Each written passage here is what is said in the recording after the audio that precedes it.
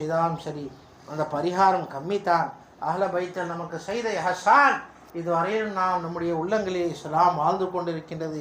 நம்முடைய பிள்ளைகளிலும் அந்த இஸ்லாம் சொரியானாக வேண்டும் என்று சொன்னால், ஊடுருவ வேண்டும் என்று சொன்னால், எங்கிருந்து வந்ததோ அந்த அசலை நாம் முன்னோக்க வேண்டும். அசல் பக்கம் கவனம் செலுத்தினால்தான் நமது பிள்ளைகளிலும் இஸ்லாம் ஊடுருவ செய்யும். இல்லாவிட்டால் ஊடுருவ செய்யாது.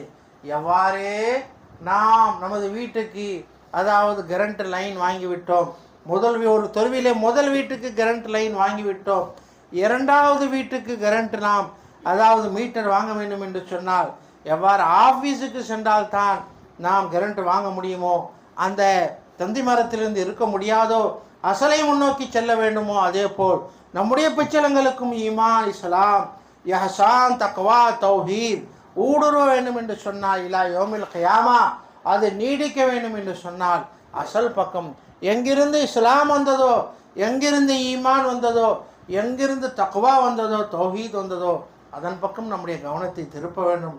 அதற்காக நாம் முன்னோக்கினால், அவர்கள் பக்கம் முன்னோக்கினால் நம்முடைய பிச்சலங்களிலும் இஸ்லாம் ஈமான் ஜொலித்து கொண்டிருக்கும். இல்லாவிட்டால் நம்முடன் அது முடிந்துவிடும். அல்லாஹ் காப்பாற்றுவானாக. ஆகவே